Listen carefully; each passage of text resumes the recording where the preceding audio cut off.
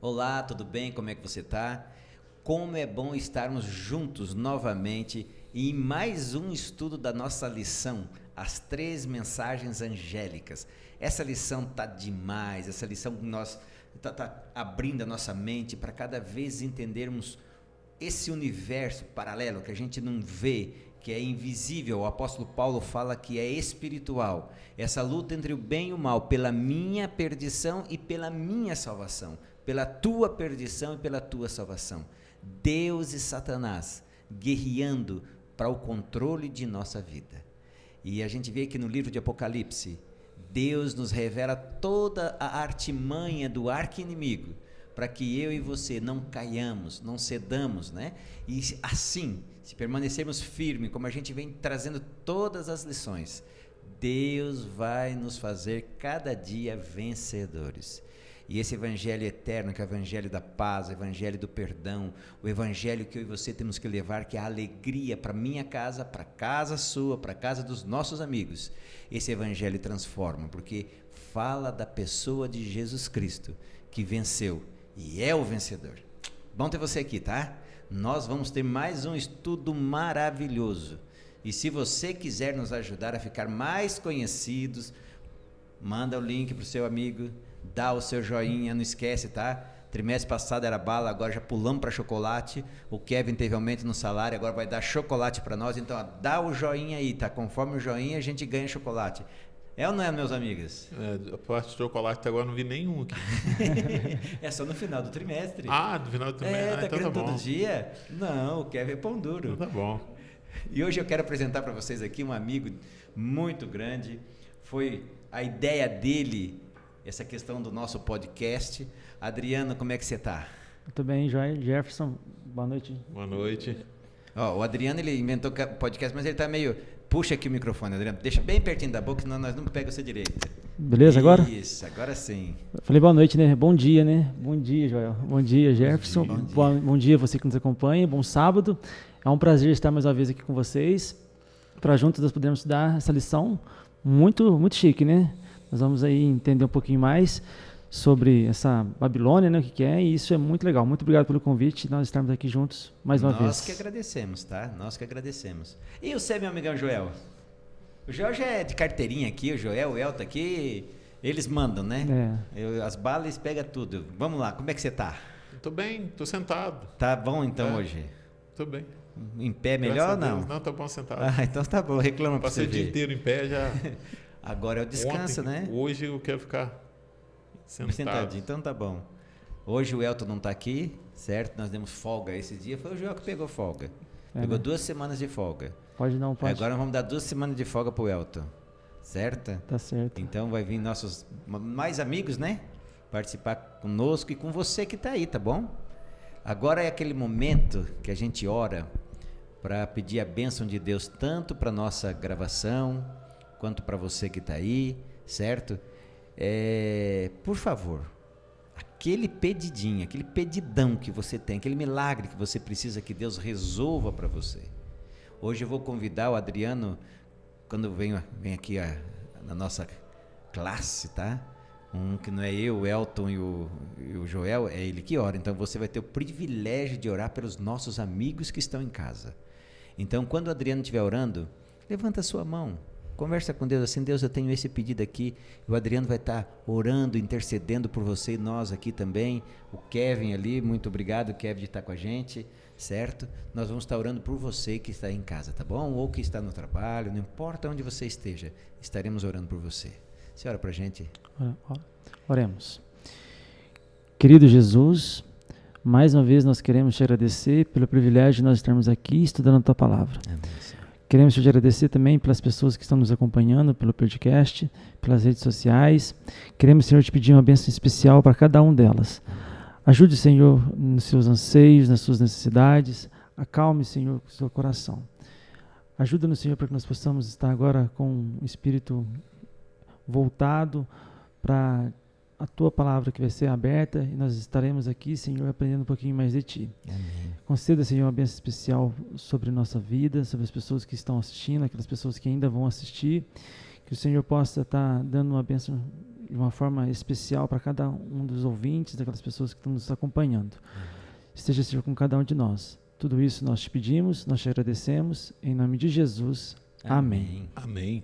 Joel, você lembra quando nós iniciamos esse trimestre e nós aprendemos algumas simbologias, certo? E tinha a simbologia mulher, lembra? Dragão. Sim. E essa lição agora, para você que está aí conosco, nos acompanhando, nós estamos na lição 9, você que tem lição, é a lição 9, o título da lição é Uma Cidade Chamada Confusão. E a gente aprendeu naquilo lá que mulher simboliza o que mesmo? Você podia dar uma repassada para a gente assim rapidinho? A introdução da lição, acho que ela tinha esse objetivo de preparar para esses estudos agora, né? Lá no início a gente aprendeu que mulher era símbolo de igreja, né? No Apocalipse, né? E essa semana aí nós pudemos ver bem aí as duas igrejas, vamos dizer assim, né? As duas mulheres do Apocalipse. Uma está vestida uma vestida de sol, né? Que no caso é pureza. Isso, e a outra de escarlate. Escarlate, né? São situações opostas, antagônicas, né? A gente vai ver no estudo dessa semana aí o que significa o vestido de sol e essa mulher de Apocalipse 12, de Apocalipse 17, a diferença. É muito interessante o simbolismo bíblico, porque quem ouve a gente falando às vezes assim, de uma forma, às vezes está chegando, assistindo agora pela primeira vez, fala assim, esses símbolos alguém determinou, alguém colocou, alguém disse, mas não, todos esses simbolismos eles são extraídos do Antigo Testamento. Isso. Então existe uma chave de interpretação para as profecias, para os símbolos de Apocalipse, para os símbolos que estão nas profecias, que é a própria Bíblia.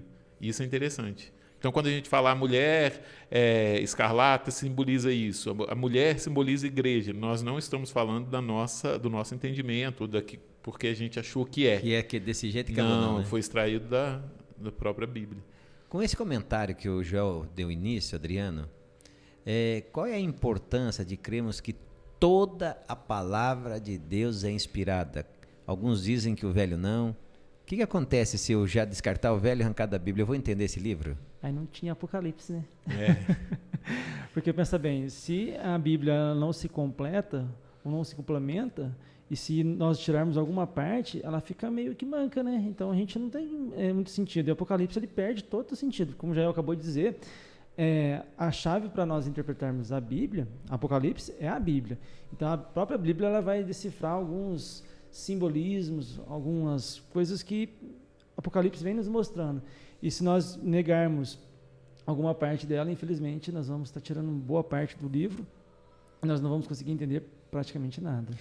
Como a gente crê que toda a Bíblia é inspirada, né? A Bíblia conta, Jesus fala que é na Escritura que vai encontrar ele. O apóstolo Pedro depois diz que nada na Bíblia foi escrito, né, por vontade humana, mas sim homens santos, ou seja, separados por Deus. A eles foram inspirados. Então, quando a gente vê isso, Paulo já estava prevendo que no futuro alguém ia tentar desmembrar, destruir as chaves de entendimento profético, e é por isso que ele falou para Timóteo, né? Olha, toda a Escritura é inspirada, né? E dá para a gente chegar à seguinte conclusão: se a Bíblia foi inspirada pelo Espírito Santo, escrita, né? A inspiração bíblica veio pelo Espírito Santo, nós podemos observar o movimento de Deus através do Espírito Santo, orientando as escrituras, os escritores, né, da Bíblia, depois orientando os livros que seriam que fariam parte do cânon bíblico, orientando a organização. Então, o que nós podemos concluir a respeito disso? Quando eu retiro parte da Bíblia e eu concluo alguns assuntos dentro do que eu aceitei da Bíblia, essa conclusão que eu estou chegando, ela não é orientada pelo Espírito Santo. Né? Então, a gente precisa ficar muito atento a isso. Podemos usar a Bíblia e ter conclusões. Eu estou usando a Bíblia, mas se essas conclusões e interpretações estão sendo orientadas pelo Espírito Santo é outra coisa. A partir do momento que eu amputo, tiro uma parte da Bíblia, aí eu também estou retirando a iluminação do Espírito Santo. Eu gosto muito daquele versinho que diz assim, um pouco aqui, um pouco ali, Sim. preceito sobre preceito, preceito mais preceito. Ou seja, são as chaves da Bíblia, um em cima do outro, como uma cadeia de texto que vai nos ampliar. E a gente vai ver como o passo a passo que nós demos desde a primeira lição para chegar na lição de agora, como a mente da gente já está mais assim, acessível, Preparada, né? Preparada, a palavra melhor é essa, mais preparada para entender, né? Adriano, você que tem a voz mais bonita, você quer ler para nós o versinho? Quero. Que é um versão chique, cheio de poder. Vamos lá. Está em Apocalipse capítulo 17, verso 14. E diz assim, ó: juntos guerrearão contra o Cordeiro, mas o Cordeiro os derrotará, pois é Senhor dos senhores e Rei dos reis. E com ele estarão os seus chamados, escolhidos e fiéis. Amém. Amém. Verso muito chique. Muito chique, né? Quando digo versinho, que é um versão, né? É um verso que ele diz muito pra gente. Muito, muito, muito. Deus, ele quer que eu e você sejamos o escolhido dele. Deus está preparando um lugar para os escolhidos. E esse lugar é para você. Se você perder ou se eu perder, imagina, vamos perder tudo. O que adianta? A própria Bíblia diz, o próprio Jesus diz, o que adianta ganhar o mundo e perder a salvação? Não adianta nada. E quando a gente vai para o estudo da nossa lição, a gente já entra na parte de domingo falando de dois sistemas opostos. Até falamos um pouquinho sobre eles aqui, né? Um está em Apocalipse 12, outro está em Apocalipse 17, né? Um fala de um tipo de igreja e outro de mulher, outro fala de outro tipo de mulher. Ô Joel, você que é muito mais chegado no Apocalipse, me fala um pouquinho sobre esse início da nossa lição hoje, da parte do domingo. Ô Jefferson, quando eu leio Apocalipse 12, 17, eu fico pensando por que assim, a gente ouve muitas pessoas em busca da verdade. Todo mundo quer buscar a verdade, ninguém quer viver sendo enganado, né? Em nenhuma das áreas da vida ninguém quer ser enganado. E no campo espiritual, religioso, nós vemos que muitas pessoas falam assim, olha, eu estou buscando a verdade. Eu estou buscando uma igreja com esse grande número de religiões que nós temos hoje. Aí vem Apocalipse 12, 17 e dá uma característica precisa do povo de Deus nos últimos dias. Ele diz assim, os que guardam os mandamentos de Deus. Irou-se, né? O dragão irou-se contra um grupo. E qual era a característica desse grupo? Ele irou e perseguiu esse grupo. Qual era a característica? Os que guardam os mandamentos de Deus e têm a fé em Jesus. Então, essa característica, ela já fica bem nítida a respeito desse primeiro... Aqui nós temos dois sistemas opostos. Um sistema, ele está ligado ao quê? À obediência a Deus, independente das situações, perseguição, sofrimento, ele tem essa característica. Um outro sistema, ele é confuso até para se descrever ele, né? A Bíblia vem trazendo algumas características dele, mas ele traz confusão, que são falsas doutrinas, são ensinamentos errados, são ensinamentos humanos acima da palavra de divino, Deus. Né? Então, às vezes eu penso, qual que é a dúvida? Por que há tanta dúvida? Eu até costumo pensar assim que não há tanta dúvida, né? Há pouco interesse em conhecer a verdade. As pessoas, elas desejam viver sem verdade, mas elas estão acostumadas a buscar coisas fáceis na internet, na padaria, você já vai, o pão já está pronto, vai no mercado, está tudo pronto. Então eles querem pegar uma verdade pronta. E Adriana, assim, o que a gente tem percebido, né, nesse conflito entre Deus e Satanás, que que nós já vimos já em outra lição, desde o céu essa questão entre Deus e Satanás, e quando passou para a terra, a gente vê que nós, seres humanos, somos o alvo, tanto do ódio como do amor de Deus ou de Satanás, não é? Sim, e complementando o que vocês estão falando, descobrir a verdade dá trabalho. Surge responsabilidade, e às vezes a gente não quer essa responsabilidade, a gente não quer essa nova descoberta, porque ela faz com que a gente precise sair do comodismo, do conforto, e às vezes muita gente não quer. Então, às vezes a verdade, ela dói, ela gera mudanças, ela gera desconforto, e muitas pessoas não querem essa mudança. E isso é complicado para a vida cristã. E nós sabemos que a vida cristã é oposta, né? É mudança, é cada dia a gente se procurar ser pessoas melhores, é cada dia a gente procurar conhecer mais a Deus, é fazer a vontade dEle. E a vida cristã precisa ser uma vida de progressão. Então, eu não posso me contentar com o que eu fui ontem, e nem com o que sou hoje. Eu preciso, amanhã, buscar ser melhor. E o Apocalipse, ele vai mexendo com a gente, né? Ele vai dando a cutucada. Então, a gente precisa movimentar mediante aquilo que ele vem nos propondo. E muitas vezes, nós encontramos pessoas até sinceras, mas quando encontram ali alguma mudança que precisa fazer na vida, elas recuam. Criam resistência, né? Exatamente. Então, eu posso dizer o seguinte, já que existe verdade, a gente viu que verdade absoluta é a palavra de Deus, a gente vê que há 2 sistemas antagônicos, um gerado da verdade, é o que o Apocalipse 12 fala. O Apocalipse 17 já fala de um sistema totalmente diferente, né? Que embebeda as pessoas com a prostituição, ou seja, com um ensino que não é a palavra de Deus. Então eu posso dizer o seguinte, se são 2 sistemas antagônicos, são 2 exércitos. É isso ou não? Sim. Então nós, seres humanos, fazemos parte de um dos exércitos, é isso? Com certeza. Vai lá, Joel, sei que você está doido para falar. Não, pode continuar aí. Não, é mais ou menos isso? Mas eu fiquei assim, pensando que parece que o mal guerreia contra o bem, mas ao mesmo tempo fiquei pensando, ou será que é o bem que guerreia contra o mal? O mal já é nós, porque né? o mal, ele está em grande maioria no nosso mundo. Esse sistema enganoso, ele é a maioria. O anjo em Apocalipse 14, verso 6, diz assim, ó, João vê um anjo voando pelo meio do céu, tendo um evangelho eterno a pregar aos que se assentam sobre a terra, todo povo, nação, língua e tal, e tal. E eu fiquei pensando, a necessidade desse evangelho eterno ser dada, ela surge por conta do engano que está geralzão aí, né? Geral. Então, o mal, ele já está instituído, o engano ele já está presente na grande maioria no mundo. Então, a nossa missão é desfazer esse engano. E aí eu consigo compreender melhor porque Satanás está irado contra essa mensagem. Bem irada.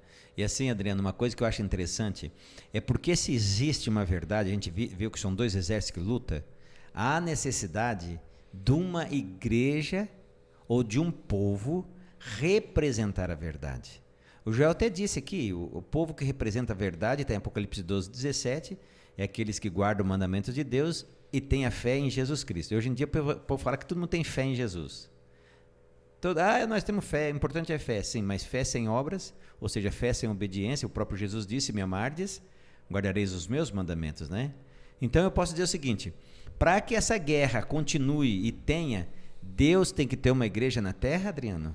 Sim, e assim, isso aumenta a nossa responsabilidade, né? Porque imagina, se a igreja que representa Deus, ela guarda os mandamentos, se nós que dizemos que estamos do lado de Cristo, nós temos que fazer o quê? Guardar os mandamentos. Então, olha a responsabilidade que nós temos. Então, se eu digo que amo a Cristo, qual que é a minha marca? É guardar os mandamentos, é obedecer a Cristo, amar a Cristo, e guardando os seus mandamentos. Não só dizer que tem fé, exatamente, mas ser obediente, né? Ser obediente. Então, quando eu digo que sou obediente, mas eu não sou obediente, na prática, eu falo, mas não vivo, olha a responsabilidade, olha eu infectando as outras pessoas com o meu exemplo, com a minha falácia. Então, a gente precisa entender muito que isso é um perigo que a gente leva para outras pessoas, porque se eu me falo que eu sou um cristão, mas não vivo, então isso eu estou prejudicando outras pessoas. Então, a gente está colocando ali um certo veneno para as outras pessoas. Então, a gente precisa entender bastante. E um texto bem interessante que diz muito bem, que fala assim, está no livro Mordomia, no ano de 1980. Olha que legal. Devemos sempre nos lembrar do fato de que o tempo é curto. A iniquidade está aumentando em toda parte, os justos são postos como luzes do mundo, por intermédio deles tem de ser revelada ao mundo a glória de Deus. Mantenham-se sempre diante de vocês os solenes acontecimentos do futuro, o grande exame do juízo e a vinda de Cristo. Você e a sua família devem se preparar para esse dia. Amém. Então nós temos uma responsabilidade enorme, enorme. E sabe uma coisa interessante, você falando de responsabilidade enorme, a gente está preparado para o fim. Joel, você acabou de ler agora a primeira mensagem angélica, que a gente já comentou sobre ela, que é sobre o anjo, né? Mas o interessante é que a mensagem de hoje, a lição de hoje, já abre falando do segundo anjo. Caiu a grande Babilônia. Eu achei interessante que a mensagem angélica, isso que nós fizemos essa abertura às igrejas opostas, né? A mensagem angélica, ela veio, como você diz, e eu acredito agora em você, mais do que antes, porque você falou que é o bem que está guerreando contra o mal, porque a nossa natureza é má. Não é isso que o salmista diz? Em pecado minha mãe me formou? Então, quer dizer, o pecado já é natural. Então, a guerra é o bem tentando vencer o mal. E quando eu vejo esse texto, caiu, parece assim que o bem agora está, opa, estamos indo, é isso? A gente vem aí o título do trimestre, as 3 mensagens angélicas. Então, assim, nós temos períodos na história em que essas mensagens foram dadas. Por que caiu a grande Babilônia? A gente vai ver na semana que vem, que Babilônia não está ligado simplesmente a uma igreja, mas a todo um sistema religioso que ele é contrário à Bíblia. Todo sistema religioso que é contrário à Bíblia, ele faz parte dessa grande Babilônia. Então vem a mensagem do segundo anjo, caiu. O que esse caiu? Ele vamos dizer, foi desmascarado, ele perdeu ali vamos dizer, foi desmascarado, acho que é a melhor palavra a dizer. Mas quando é que essa mensagem é dada? E por que caiu? A primeira mensagem angélica, ela é responsável por restaurar a verdade sobre a volta de Jesus. E ela foi dada entre 1831 e 1844, o início de 1844. Quando houve a decepção, onde os crentes daquela época acreditavam que Jesus viria ali no início de 1844, houve a decepção e eles se voltaram para a Bíblia e entenderam que tinha um tempo de tardança, que não era no início, de acordo com o calendário judaico, mas no final de 1844 que Jesus viria. Nessa primeira decepção, o sistema religioso que tinha aceitado a mensagem da volta de Jesus, eles se fecharam para essa mensagem. E quando as igrejas fecharam as portas para uma verdade bíblica, é que elas caíram, o segundo anjo começa a dar a mensagem, caiu a grande Babilônia. O livro Grande Conflito tem um capítulo que está lá assim, o título dele é A Causa da Degradação Atual. Aí ele vai contar qual foi o resultado ao as igrejas fecharem as portas para essa mensagem, o dano espiritual que foi causado nessas igrejas. Então, a partir daí, surgiram muitas doutrinas erradas. E surgiram um monte de igreja. Você já ouviu falar do arrebatamento secreto? Já. Você já ouviu falar que Jesus já veio? Você já ouviu falar que Jesus vai vir em espírito? Você já ouviu marcar data sobre a volta de Jesus? Todas essas variantes, elas são originadas porque as igrejas fecharam a porta para a verdadeira mensagem. Então, caiu a Babilônia, a confusão, ela indica derrota. Não é imediata. O que eu acho interessante é o time, né? O time vem depois do anjo que vai, anuncia o evangelho eterno, depois que fala assim, adorem aquele que fez os céus, a terra, o mar e a fonte d'água, certo? Depois disso tudo, que o evangelho é pregado, certo? Vocês viram as costas do Kevin aí, tá? O Kevin ele quis mostrar a musculatura dele para vocês, tá bom? É que você sabe que podcast é ao vivo, então aqui a gente tá mexendo uma coisa, mas às vezes se confunde e entra na frente da câmera, tá? Então esse time que eu acho legal, certo? Como o evangelho, o Apocalipse fala, prega o evangelho, que se pegar o evangelho, a mentira cai, né? A mentira cai. Então uma responsabilidade surge sobre nós, além de termos que pregar o evangelho eterno, nós temos que mostrar um sistema que é enganoso. Agora, você falando em sistema enganoso, Aqui na Bíblia, Adriano, eu sei que o Adriano gosta muito de viajar, ir para esses lugares aí, pegar flor, Babilônia, tinha negócio de flor, não tinha? Sim. Era bonito e tal, então coisa bonita é com o Adriano. Adriano, aqui fala, caiu a grande Babilônia. Aqui nós estamos no meio de duas brigas, né? A palavra de Deus diz que a igreja verdadeira está pautada na palavra de Deus, guarda dos mandamentos. A igreja que é a escarlate, que ele falou que está em Apocalipse 17, ela já está com vinho, embriagando as pessoas, e a gente chama ela de Babilônia. Isso aqui é aquela da época de Nabucodonosor? O que quer dizer essa Babilônia? Ela pega a época da Babilônia para condizer para trazer nossas realidades, nossos dias, né? Mas assim, o sentido da Babilônia é o mesmo quando foi antigamente, quando ela enganou ali o povo, perseguiu o povo de Israel, levou muitas pessoas cativas, né? Temos até o próprio Daniel, que foi um deles, e a tendência é fazer a mesma coisa agora, é pegar o povo de Deus como cativo e tentar perseguir eles até para ver aonde que vai a fé deles, para provar a ferro e fogo. E por isso que nós precisamos ficar firmes na mensagem de Cristo, porque nós vamos ser provados.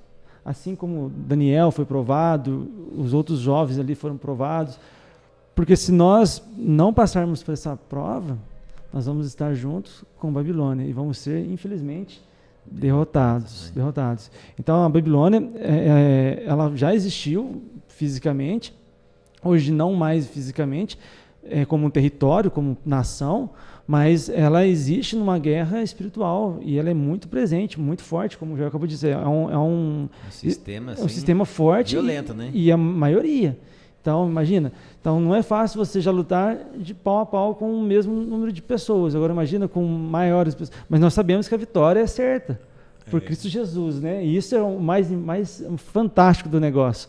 Mas, humanamente falando, a gente meio que pensa que está em desvantagem. Sim. Mas nós às vezes esquecemos que nós temos o Cordeiro do nosso lado. E ele vai vencer, e isso é fenomenal. Amém. Desvantagem numérica é real. É real. O número é real, mas o caboclo mais forte está com nós. Eu acho interessante você perguntando sobre exércitos, aí eu fiquei pensando, o Apocalipse ele traz umas curiosidades. Assim, o Apocalipse, a cada palavra, você precisa concentrar para estudar o Apocalipse em cada palavra que ele diz, né? Aí tem uma situação no Apocalipse que eu acho muito interessante. Em Apocalipse 10, João vê um anjo descer do céu, um anjo poderosíssimo. E esse anjo é Jesus, pelas características que é descrita lá. E esse anjo ele desce com um livro na mão, que é uma mensagem a ser dada ao mundo. E ele coloca o pé sobre o mar e sobre a terra, indicando a extensão e o poder dessa mensagem. Seria mundial e seria uma mensagem poderosa. Aí, beleza. A gente, quando olha ali, essa mensagem é dada, há uma decepção toda ali, mas essa mensagem é dada e termina em Apocalipse 10, versículo 11, dizendo que essa mensagem tinha que ser dada a todo povo, nação e língua. Em Apocalipse 12, 17, diz que Satanás se irou contra esse povo que está dando essa mensagem. E ele foi pelejar contra os que guardam os mandamentos de Deus e têm a fé em Jesus. E aí o verso 12, 17, o verso termina dizendo assim, e se pôs em pé sobre a areia do mar. Jefferson, você já foi no mar, né? Já na praia. Só na praia. O mar a areia do mar é a junção do quê? O que está na areia do mar? Qual que é a junção do quê? Mas é a junção do quê? Quando você está na praia ali, na da terra e da água. Da terra e da água. Quando Satanás se coloca na areia, ali na junção da água e do mar, o Apocalipse está dizendo que ele é limitado. Que o anjo, que é Jesus, quando surge, ele está com o pé aonde?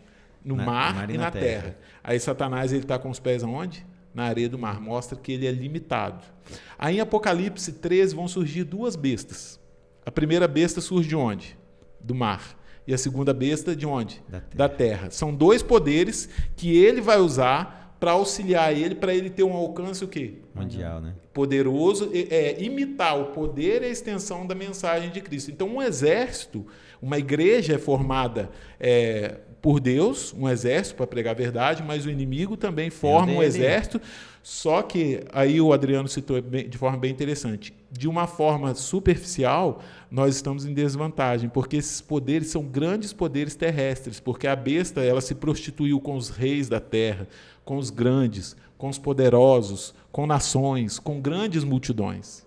E o povo de Deus é remanescente, é um pequeno povo. Mais forte e Mas vitorioso. o Apocalipse, o verso áureo, diz que esse povo venceram pelo sangue do Cordeiro. Pelo sangue do Cordeiro. Ó, você que está aí, ó, tá vendo que a gente está se prendendo muito na lição de domingo e é uma questão, a gente precisa, porque a hora que a gente desvendar, falta uma coisinha só dela, você vai ver que o restante da lição vai se tornar um pouco mais simples de entendimento. Adriano, aqui diz a grande meretriz. Eu, pelo entendimento que eu tenho do pai dos burros, meretriz é uma mulher, certo? Então, se é uma grande meretriz, no livro de Apocalipse, está falando que existe uma igreja prostituta. É isso? Sim. Sim, com certeza. Meretriz, prostituta. Então, assim, ela vai desviar dos caminhos de Deus. E ela vai fazer uniões. Imagina, qual é o casamento perfeito hoje nos nossos dias? Casamento certo, lícito. É um homem e uma mulher. E ali eles não podem ter uma relação extraconjugal. E aqui a Bíblia fala o casamento perfeito, que é entre a igreja e Jesus. Então, não pode haver mais um relacionamento entre esses dois seres. E aqui a meretriz, ela é acusada de quê? De fazer reuniões ilícitas. Ou seja, ela sai do contexto Jesus e a igreja para outros relacionamentos, outras uniões. E aí, o que ela faz com isso? Ela tende a conseguir influência por mais lugares. Mas nós já vimos aqui que a vitória ela não vai vir por isso. Então, a meretriz ela é exemplificada por isso. Ela saiu do relacionamento sério e foi buscar outras alianças, outros concertos que não estão baseados naquilo que Deus... Sabe o que fez lembrar aqui, Adriano? Quando você pega... Eu acho que é o livro de Provérbios, que tem no final dele tem um conselho da mãe do rei Lemuel. Eu acho que é Provérbios. Daqui a pouco eu falo direitinho para vocês aí. Eu lembro dela falando assim, filho, cuidado com a meretriz. Cuidado. E Salomão dá uma rebuscada antes, dizendo o seguinte, né? Porque ela fica espreita, vestida, cheirosa, com belas roupas, te chama, te convida, mas o fim é a morte. É a mesma coisa que essa meretriz está oferecendo para o mundo aqui? Sim, ela é cheia de estratégias, né? Cheia de enigmas, né? E oferecendo caminhos mais fáceis, mais, às vezes, desejosos, mais apetitosos, mas que ao fim vai levar o quê? A morte. É como a mesma...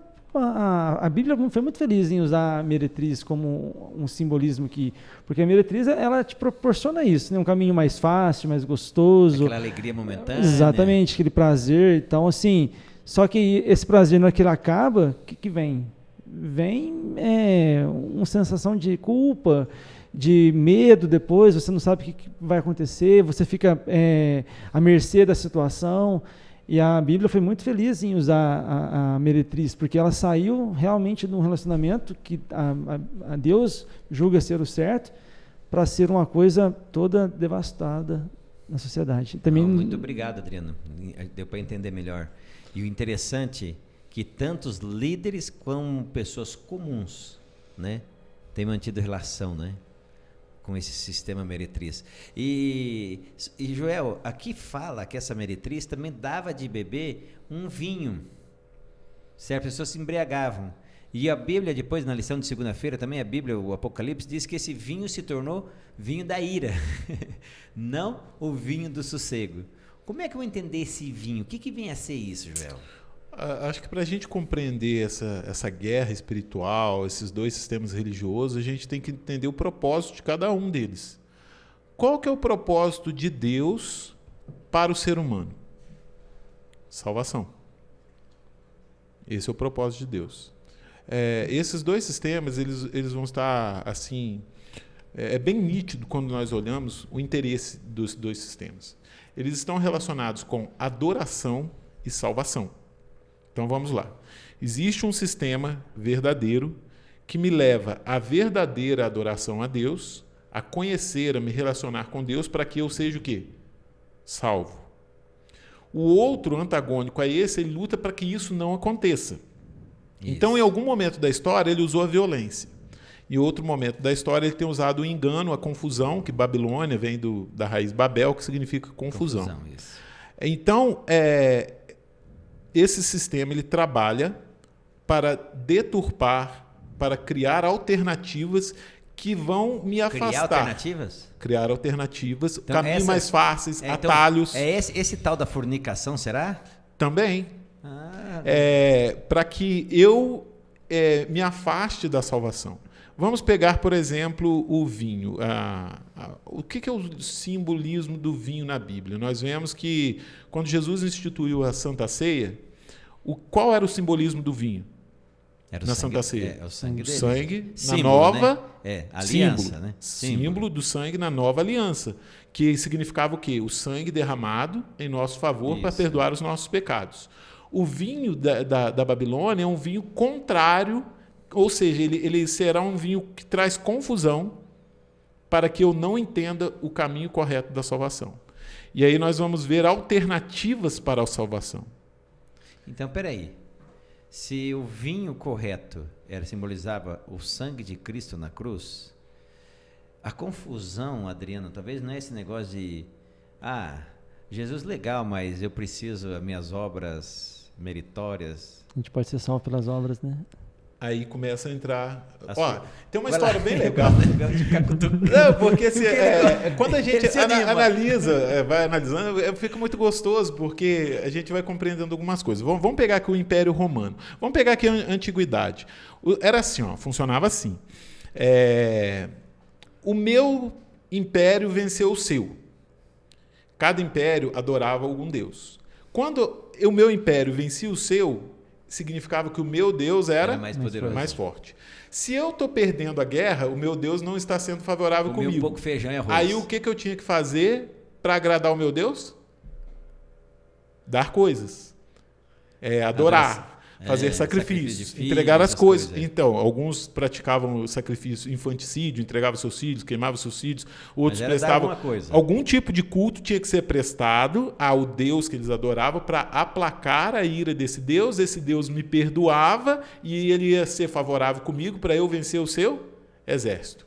Então, quando o Império Romano surge com os imperadores ali, esse pensamento ele era recorrente ali entre eles. Isso significava que eu estava sempre precisando agradar o meu Deus para eu conseguir um favor dele, certo? Certo. Na salvação, a salvação é de graça. Quando esse sistema corrompido traz essas características do paganismo, vamos pegar, por exemplo, o Império Romano, quando os cristãos surgem no Império Romano, quando os cristãos não adoravam o imperador. César, isso. E o imperador era um deus. Isso. Aí, se Roma começasse a perder uma batalha, a culpa era de quem? Era dos cristãos, porque não estava adorando o Deus deles vamos acabar com os cristãos. E acabava com os cristãos, certo? Isso foi absorvido pelo sistema religioso que partiu de Roma. Então, quando eu estou desagradando o meu Deus, e o meu Deus a minha vida começa a dar errado, a ira de Deus está sobre mim, o que eu faço para agradar o meu Deus? Eu vou dar coisa para ele, né? Vou dar alguma coisa para ele. Meritória. Alguma penitência, alguma coisa eu vou fazer por ele para aplacar a ira dele em relação a mim e eu ser favorável a ele. É um sistema de salvação pelas obras. Eu dou para receber. Joel, você está falando uma coisa aqui, Adriano, também me chamou a atenção. A gente sabe que um poder que mais fez isso, pegou no cristianismo, é um sistema que a gente chama... Vamos ver aqui que a Bíblia declara uma das bestas, né? O sistema católico, tá? Apostólico romano. Foi que entrou mais com essa coisa das coisas meritórias. Mas você já prestou atenção que no espiritismo também é meritório? Sim. Que no budismo é meritório? Você começa a ver que quando você sai da pureza do evangelho... São raízes pagãs. Isso. Raiz pagã. Que é uma pergunta que tem na Bíblia, que alguns veem aqui, que devo fazer para ser salvo, né? Mas lembra dessa pergunta? A Babilônia, ela embriagou o povo. Bom, eu tenho uma história, certo, de vida. Eu já me embriaguei, não sei vocês.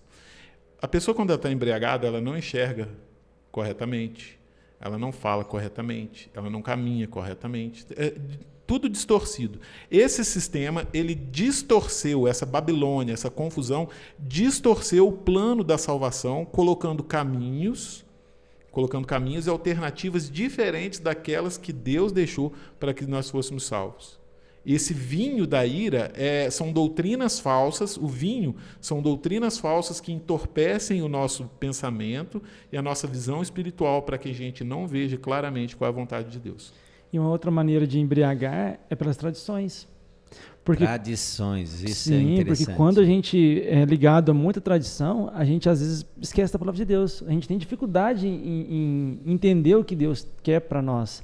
As tradições nos ajudam a distorcer essa visão, a não entender o quão profundo, qual o cerne é da palavra de Deus.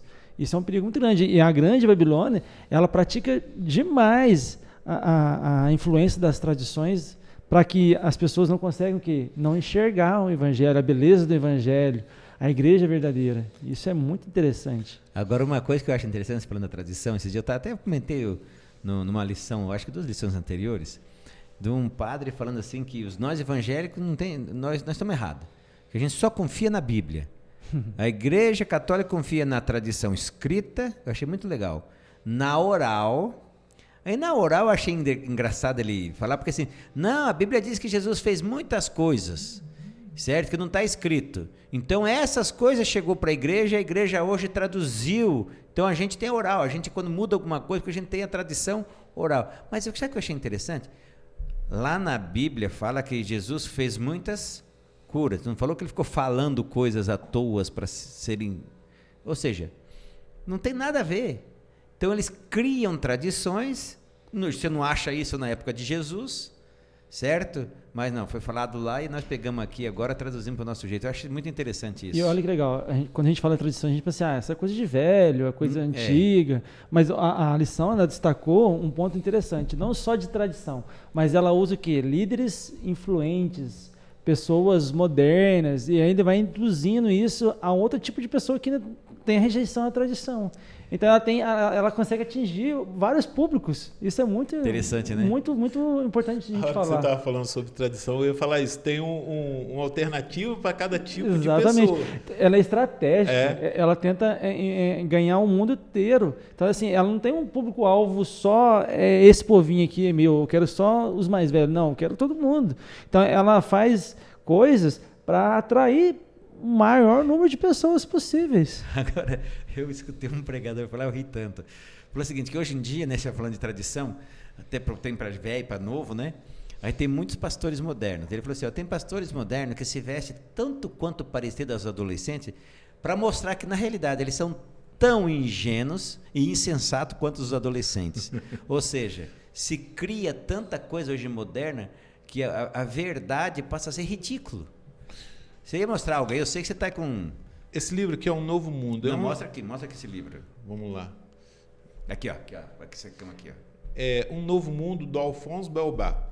Ele é um autor, ele não evangélico, é adventista, né? mas eu gosto de uma abordagem que ele faz nesse livro aqui, tratando do período da igreja de Pérgamo, lá das 7 igrejas do Apocalipse, que esse período é de 323 a 538. Muitas heresias foram trazidas para o evangelho, para a igreja, para dentro do seio da igreja. E essas heresias, elas são parte desse vinho que deturpa, que embriaga as pessoas. Então vamos lá. No 3º século, a igreja papal trouxe o batismo de crianças. Na realidade, ainda não era a igreja papal, né, que ela vem a ser depois de 538. Culto a imagens. Mas ela já tinha um viés ali a partir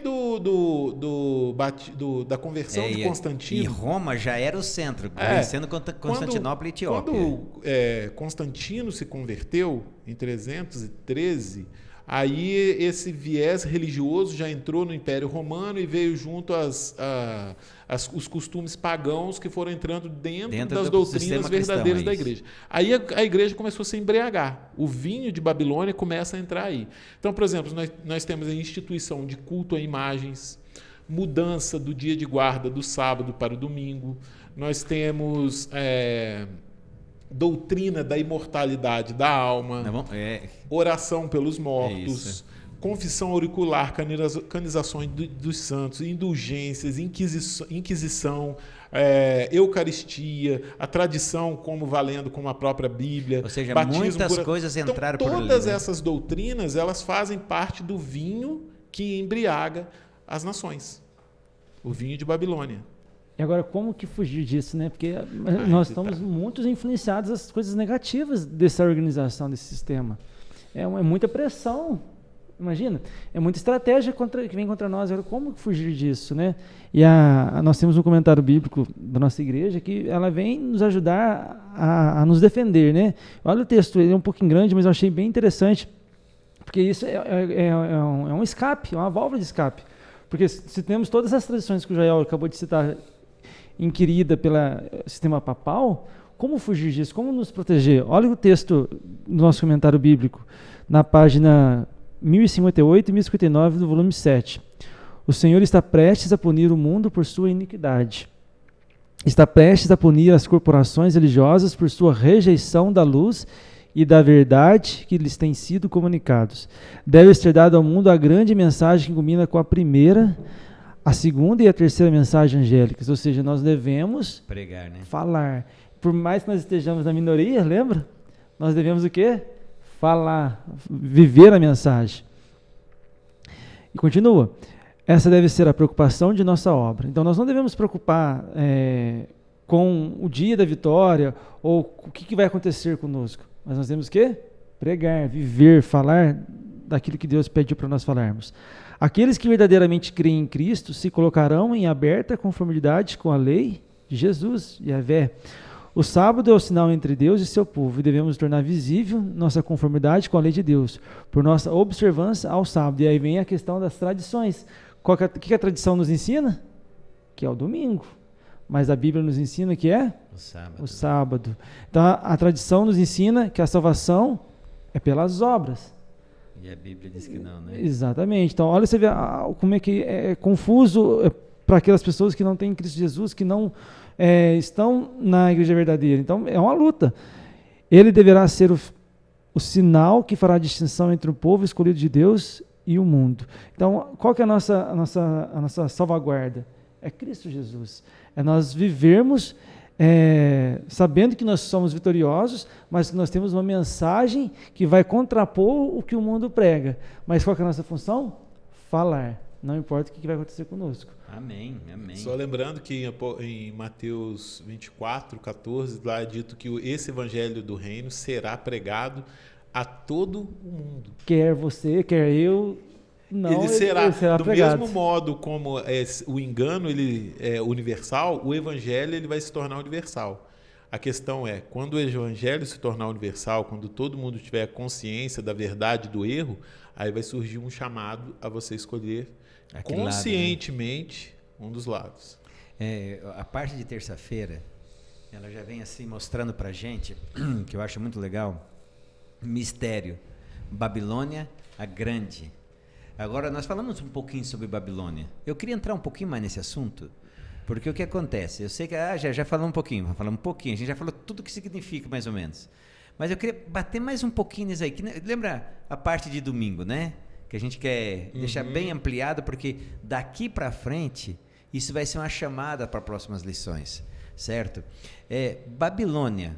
Você já me disse que Babilônia tem a ver com o passado, que era um povo que perseguia o povo de Deus, certo? Além disso, Joel, da perseguição do povo de Deus, o que mais Babilônia fazia que chama tanta atenção no Apocalipse? A gente pode... Bom, se alguém quiser saber mais sobre Babilônia... Pode convidar isso aí. Pode... Não, eu ia falar para ler a classe de bíblica de Daniel, a gente estuda sobre Babilônia. Mas se você ler os livros de Ezequiel, Daniel e Jeremias, Ezequiel, Isaías e Jeremias, os principais. Ali fala muito sobre Babilônia. Você vai enxergar o que foi Babilônia literal e você vai aplicar todas as informações à Babilônia espiritual. Você vai ter uma compreensão exata desse significado de Babilônia. Né? Sim. E fecha, interessante. Agora, o surgimento de Babilônia ele se dá lá na Torre de Babel. E aí a gente tem então a origem. qual foi o pensamento, qual foi a motivação que levou à construção da Torre de Babel? Essa eu sei. Qual que é? O Deus falou que não ia chover, o povo falou que não, Deus está errado, vai chover, foi lá e construiu. É isso mesmo? Isso mesmo. Yes. Isso demonstrava uma rebelião contra o quê? Tá. A vontade de Deus. Isso. Então Deus falava de uma maneira e o povo fazia? De outra. De outra. Esse é o princípio básico da Babilônia. É rejeição à vontade de Deus e buscar alternativas contrárias à vontade de Deus. Mas a alternativa vem de onde, essa alternativa contrária? Se não é Deus... Aí é um inimigo de Deus, mas ele vem normalmente representar por pessoas, não é? Sim. Aí entra nas tradições humanas ao invés da palavra de Deus, é isso? Sim. Fechando com aquilo que você falou? Sim, líderes políticos, né? Uma grande organização religiosa unida com o Estado para influenciar, para ter peso, para ter poder sobre as pessoas, influência. O negócio é perigoso mesmo. Sim, e aí vai perseguir a igreja, isso é naturalmente, porque se você não faz aquilo que eles querem, então automaticamente você está sendo o contrário deles, então eles não querem nada que se oponha a eles, e aí eles vão perseguir de fato. A Torre de Babel, ela denotava orgulho, presunção, rejeição à vontade de Deus, busca da glória pessoal, todas essas características iniciais, elas vão depois, né, formar a base para... Mas quando a gente olha para as motivações, para os princípios do que é a Babilônia, a gente vai encontrar orgulho, a gente vai encontrar resistência à vontade de Deus. Não é tipo assim, meu corpo, minhas regras. Por aí. É por aí mais ou menos? Por aí. O que eu quero, o que eu sinto, Deus entende. O coração está mandando. A Bíblia diz o quê? Coração. Vós não sois de vós mesmos. Nós pertencemos a quem? A Cristo. A Cristo. E nós somos santuários de Deus, né? Templo do Espírito Santo. Aí vem alguém dizendo que o nosso corpo é meu. Nossa regra, é meu. Eu decido. Eu tava falando isso lá em casa, Mike pegou o rolo de macarrão e falou, não, Mike, é teu também. Certo? Então, veja só. Então, Babilônia tem a ver com isso. Só que tem um problema aqui, que eu entendi na lição, que a Babilônia, além de ser mentirosa, envolveu um monte de coisas que a Bíblia não diz, que ela criou. Parece que ela está embriagada com sangue. Me conta isso, ela é cruel assim, Adriana? Sim, muito cruel. A gente não tem, assim... A gente não conseguiu ainda sentir um pouquinho da crueldade dela. E ela vai instigar as pessoas que se opõem contra ela. Ela vai devagarzinho, né? Esses dias eu vi uma frase, eu achei muito interessante. Que um incêndio, ele não começa com um grande fogo. Ele vai... De pouquinho, né? De pouquinho. E ela é tão sagaz que ela vai introduzindo ali. Se a gente vai deixando, o fogo vai o quê? Aumentando. E a crueldade dela é da mesma maneira. Ela começa devagarzinho, sutil. Ela começa aos pouquinhos. E aí ela vai aumentando, até nos devorar, literalmente.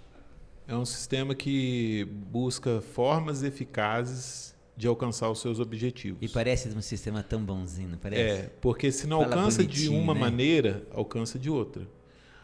O cavalo vermelho de Apocalipse simbolizou o período de grandes perseguições no primeiro e segundo século da igreja.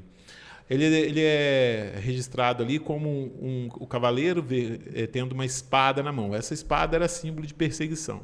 Depois, o cavalo preto ele é simbolizado por uma grande fome espiritual, com uma balança na mão, que indicava ali que o alimento verdadeiro estava em falta. E aí, o povo de Deus, no cavalo vermelho, sofria pelas perseguições. Depois o povo de Deus, no cavalo preto, sofria pela falta do alimento verdadeiro, da palavra de Deus. Já no cavalo amarelo, esses dois poderes, essas duas características se uniram, porque lá o cavalo amarelo ele era visto com uma espada e a fome também fazia parte daquela característica. Bem desnutridinho. Ou seja, o povo de Deus foi perseguido, morto, por conta da palavra de Deus. Em algum momento, a palavra de Deus ela foi retirada e o povo de Deus também sofreu por conta disso. Hoje nós temos hoje o povo está embriagado. As falsas doutrinas elas estão misturadas com as verdadeiras e então há uma grande confusão. Se em algum momento essa mentira for desmascarada, se a Babilônia cair e a mentira for desmascarada, uma outra forma eficaz de perseguição ela vai surgir. Pode ser pela força, pode ser... Ela virá. Ela vem. Ela vem. Esse poder sempre tem, houve, né? Ele sempre tem uma maneira de alcançar os seus objetivos. Olha que interessante, só para reforçar o que você falou, que as pessoas estão embriagadas, que essa doutrina está embriagada. Se você for perguntar para as pessoas a questão do sábado, as pessoas não sabem. E aí quando a gente vai explicar a luz da Bíblia, elas dizem, nossa, mas é assim? Eu não sabia. Como assim? As pessoas ficam estagnadas. E assim, não só a questão do sábado, mas outras questões, santuário, a guarda dos 10 mandamentos completa. Então as pessoas não sabem por quê. Porque elas estão embriagadas. E quando você está embriagado, você não sabe o que é ao certo o certo. Então me responda você mesmo. Como evitar a sutis influência de Babilônia? Como a tendência que ela prega de depender de nós e não de Deus? Qual que é o único meio que nós temos para isso? A palavra de Deus. Acho que a gente precisa ter um relacionamento com Deus. A gente precisa falar, mas principalmente a gente ter o contato com a palavra de Deus. Porque só assim a gente vai estar protegido. Porque senão a gente tem muita influência. Muita coisa jogada na mídia, jogado pelas pessoas. E se a gente não estiver alicerçado aqui na palavra de Deus, a gente também vai ser enganado. Você viu a importância de estar ligado com a palavra de Deus? Satanás, sem a palavra de Deus, facilmente ele vem com uma coisinha aqui, distorce ali, que nem fez com Adão e Eva, distorce aqui, distorce ali, que nem tentou fazer com Jesus, sabe? Vem com uma coisinha, parecendo boa, você vê, nossa, que legal, moderno, né? Que nós estamos falando de moderno, tradições modernas, e a gente cai, a palavra de Deus. E eu vou repetir uma coisa que o Elton sempre repete aqui, a palavra de Deus é a busca incessante do Espírito Santo, né? Joel, você ia falar alguma coisinha? Me desculpa. Bom, em relação a essa busca na palavra de Deus, a gente tem que ter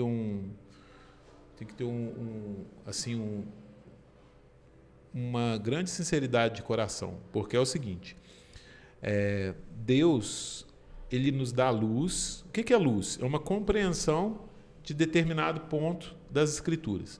Então Deus nos dá luz para ver a qual espírito nós pertencemos, se é um espírito de rebelião ou de aceitação ao que ele está nos revelando. E ele não nos dá uma nova luz enquanto nós não aceitamos a que foi dada. Então, ao estudar a palavra de Deus, nós temos que ter um coração muito receptivo e disposto a aceitar aquilo que a palavra de Deus me diz. Por exemplo, vamos pegar aqui o sacrifício de Caim. Era um propósito nobre o de Caim? Bom, o coração dele estava tão bonzinho. Ele queria dar o melhor para Deus, não era? Mas era o que Deus pedia? Não era. Só então, o coração dele estava bonzinho, mas não obediente. Então, às vezes, assim, se nós nos voltamos para a palavra de Deus em busca de auxílio da verdade, de conhecer a verdade, a gente precisa entender que o que Deus me revelar na palavra dele será requerido de mim. Enquanto eu não aceito aquela verdade, eu posso até demorar um tempo para aceitar, porque eu preciso compreender melhor. Mas o Espírito Santo impressionou o meu coração de que aquilo ali é a verdade e eu rejeito, a minha caminhada espiritual está comprometida. Então eu posso dizer que... A partir daquele ponto ela está comprometida. Quando Deus me abre um horizonte, quando Ele me mostra uma verdade, é um chamado ao compromisso? É um chamado ao compromisso. O que é um compromisso, Jefferson? Você é uma pessoa que tem os seus negócios. Ah, tá. Você quer ir lá em casa. Você... Porque lá em casa o compromisso vai no pau se não tiver compromisso. Quando você fecha um negócio com alguém, e aí você tem um compromisso de entregar... Eu tenho que entregar. E se você não fizer, como é que fica a sua reputação? Ninguém mais vai querer compromisso comigo. Ninguém de jeito nenhum. O Adriano também é outra aqui. Se quebrar compromisso, o que acontece? Além disso... O Adriano é complicado. Imagina um dia de casamento e quebrar o compromisso dele. posso aparecer no Acabar. Santana nunca mais. Acaba com a Você vai reputação. aparecer no cemitério, mas morre. E fora isso, tem as sanções, né? Tem as sanções, dependendo do contrato. Sim. Multa, juros, enfim. Ou seja, muitas compromisso coisas. é algo sério, É né? algo sério. Deus ele fez uma aliança com o seu povo. Ele estabeleceu a parte dele e requer de nós a nossa parte. Uma coisa que eu acho legal no compromisso, em Apocalipse 17, 14, diz assim: pelejarão eles, no caso, os outros poderes lá, certo? As mulheres, os príncipes, os reis, aqueles que se embriagaram com ela. Pelejarão eles contra o Cordeiro, e o Cordeiro os vencerá, pois é o Senhor dos senhores, Rei dos reis. Vencerão também, olha que coisa chique, os chamados eleitos fiéis que se acham com ele. É esses que estão compromissados, Adriano? Com certeza. Os compromissados com Cristo têm a vitória garantida, né? Essa talvez seja a melhor resposta para que nós possamos mantermos firmes, porque se nós quisermos ser vencedores, chamados vencedores vitoriosos, nós precisamos estar ligados com Cristo. Aí você me faz lembrar daquilo que você falou antes, até chamou a atenção do Gel também, né? Aparentemente estamos em desvantagem. Só aparentemente, é isso? Sim. Esse verso, não poderia ter outro verso melhor para ser o nosso verso áureo, né? Porque ele mostra a realidade que nós vivemos, mas não mostra que nós somos fracassados. Pelo contrário, ele nos dá a vitória, né? Mesmo estando em minoria, nós somos vitoriosos, né? Imagina, eu joguei bola com muita gente e às vezes eu estava num time muito ruim, mas tinha um ali que era bom o suficiente para poder ganhar de todos. Então, ele o suficiente ganhava do time todos, ao contrário, mesmo sendo bom. E assim é Jesus. Nós estamos em desvantagem porque nós somos tudo perna de pau. Mas nós temos ali um craque Tá lá, né? que está lá, que defende, que ataca, que faz de tudo. É mais ou menos assim, então, para a gente poder entender. Então, Jesus está no nosso time. Esse que é o mais importante, né? Amém por isso. Assim, algumas passagens bíblicas elas fazem mais sentido dependendo da ocasião. Essa questão e venceram, e o Cordeiro venceu, e o Cordeiro está trazendo essa certeza de vitória para nós, essa mensagem talvez não tenha tanto efeito quando as coisas estão boas, tudo bem. Mas quando tá o pau comendo... Aí a coisa é diferente. A gente vê, por exemplo, como que a gente equaliza essa informação de que o povo de Deus é vitorioso, por exemplo, quando a gente olha em Apocalipse no capítulo 6, no verso 9, a partir do verso 9, a abertura do 5º selo. Aí a gente cai ali no período da Inquisição, das grandes perseguições, que foi de aproximadamente 1.260 anos, de 538 a 1798. Esse poder perseguia, prendia, julgava, condenava e matava. O campeão, né? Sim. E quantas pessoas morreram, não dá nem para enumerar, mas quantas pessoas morreram vítimas desse sistema religioso e parece que perderam. Né? Mas não perderam. Não. E uma coisa interessante que a lição chama atenção, e quando pede a questão do compromisso, na lição ela vem me mostrando uma coisa da encíclica papal, certo? Uma carta de 20 de junho de 1894, para a gente ver assim como são as coisas, né? O compromisso. Aqui diz o seguinte: Papa Leão VIII declarou: nós temos na terra o lugar de Deus Todo-Poderoso. O dicionário eclesiástico Ferraris diz: o Papa é de tão grande dignidade e tão exaltado que ele não é um homem, mas Deus, o vigário de Deus. Paulo disse que esse poder papal, a grande meretriz, a besta, certo? Levanta contra tudo que se chama Deus ou é objeto de culto, a ponto de assentar-se no santuário de Deus e apresentar-se como se fosse o próprio Deus. Ou seja, esse chamado de compromisso que Deus quer comigo, que a lição de quarta-feira traz, é porque tem dois deuses, um de verdade e um que se diz Deus. Com qual deles que eu vou fechar? É mais ou menos isso? Sim. A lição vem trazendo uma pergunta que eu achei muito, muito relevante. Diz assim, devemos nos fazer a simples pergunta: Estou diariamente abastecendo minha mente com a palavra de Deus e buscando fervorosamente a orientação do Espírito Santo? E a lição também ela traz uma resposta para que nos ajude a estarmos mais ligados. Quando eu obedeço às coisas de Deus, quando eu amo a Deus, uma das coisas que vai me fortalecer ainda mais nessa caminhada é falar para os meus amigos sobre o amor de Cristo. Amém, é verdade. Então, assim, não basta eu dizer, eu viver, mas eu preciso expor isso para outras pessoas. E quando eu falo de Jesus para outras pessoas, quando eu comunico o Evangelho, as boas novas para outras pessoas, para que outras pessoas possam conhecer, e esse é o objetivo nosso aqui com o podcast, é levar esse Evangelho para outras pessoas, automaticamente nós estamos sendo fortalecidos. Amém. Então o Evangelho ele é muito, muito interessante, muito legal, porque assim, ao fazer as coisas que Deus pede, isso vai me fortalecendo, mesmo sem eu perceber. Para os dois aí, ó, nós gostamos de dar estudo bíblico, a gente gosta de pregar essas coisas. Quem mais aprende? A gente. Nós, não tem nem comparação. A gente. Coisa de doido, né? Como é bonito, né? Deus é muito bom. Jesus é a plenitude de nossas expectativas. Ele é a melodia de nossos cânticos, a sombra de uma grande rocha em terra seca. Ele é a água viva para a alma sedenta. É o nosso refúgio em meio à tempestade. Presta atenção agora. É a nossa justiça, nossa santificação, nossa redenção.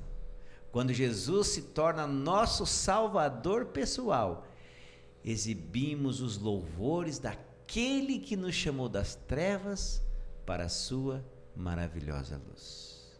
Meditação matinal de 1987, refletindo a Cristo. Jesus é a plenitude de nossas expectativas. Jesus, lembrou, né? Mas tem a lição de quinta para fechar nosso, que diz o seguinte: Babilônia, o centro da idolatria.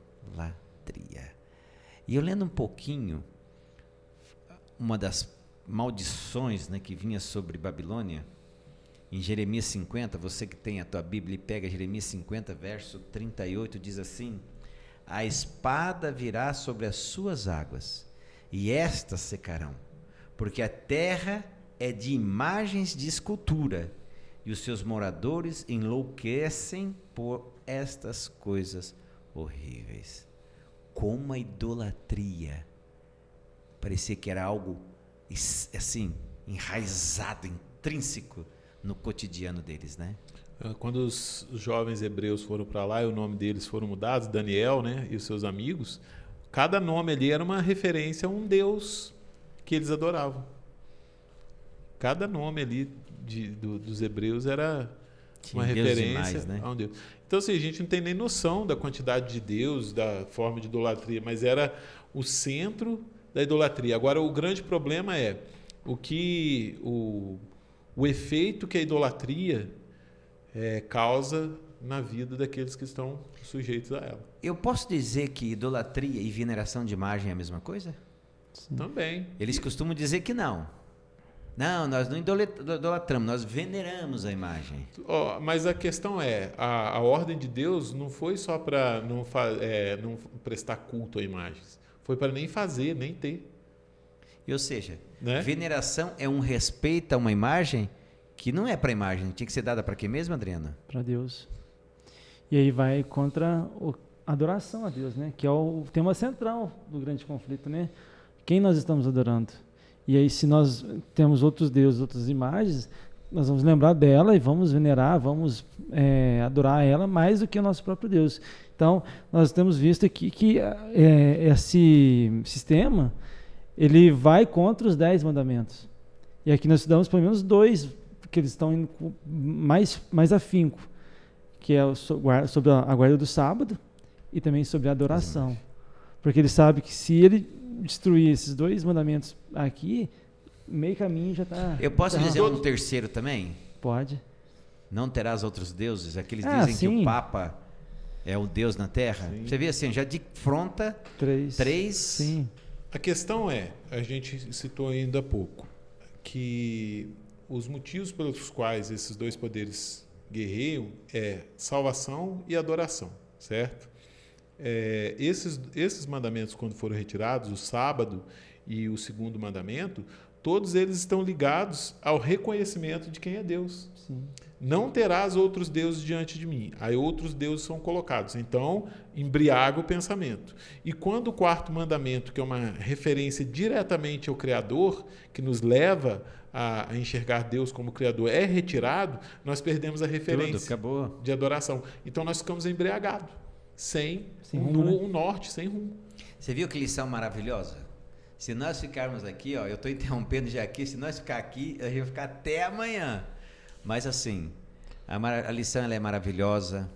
Aqui a gente conseguiu entender um pouquinho sobre um poder, sobre essa mulher, sobre essa Babilônia, sobre o vinho.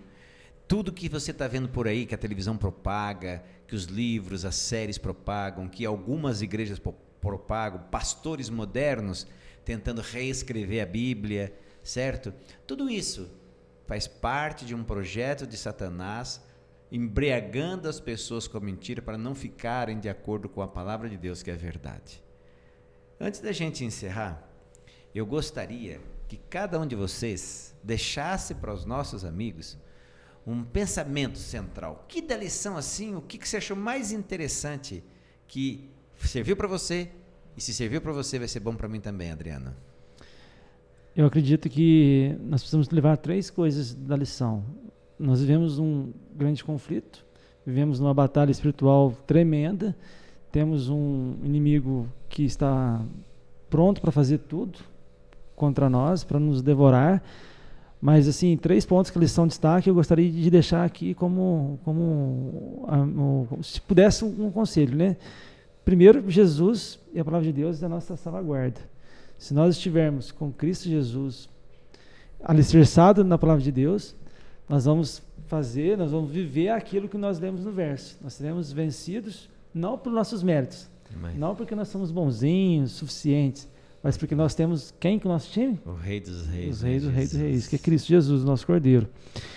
E entender que a nossa salvaguarda não é em líderes religiosos, não é no sistema, não é no Estado, não é no político, não é no nosso patrão, não é em ninguém, a não ser Cristo Jesus. Amém. Nós temos que estar alicerçados em Cristo Jesus.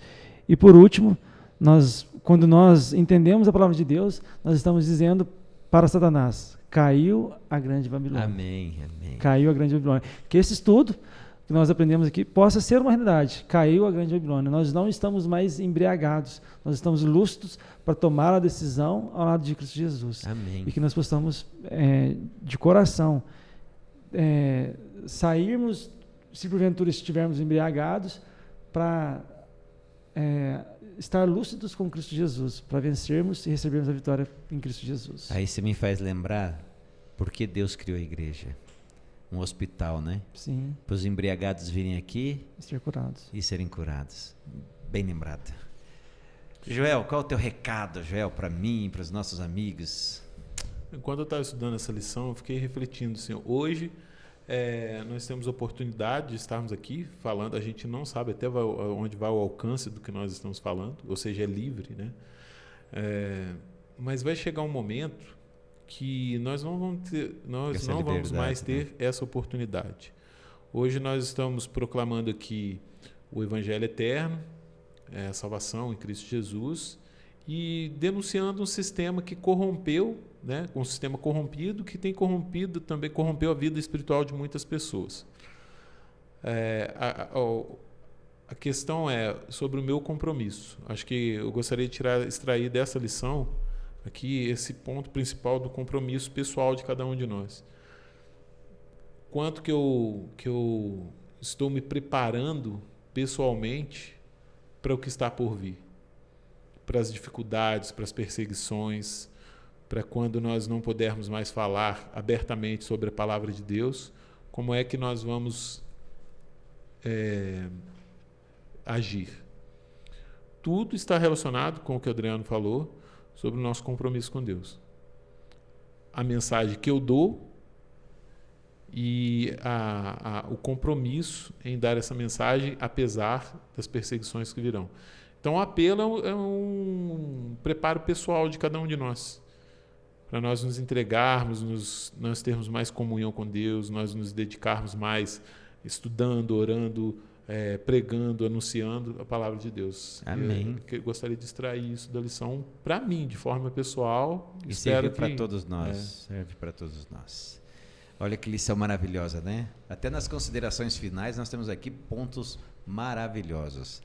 Só frisando de novo esse versinho que está lá em Apocalipse 17:14, verso interessante, também foi falado aqui numa das considerações, mas só para a gente entender, juntos, né?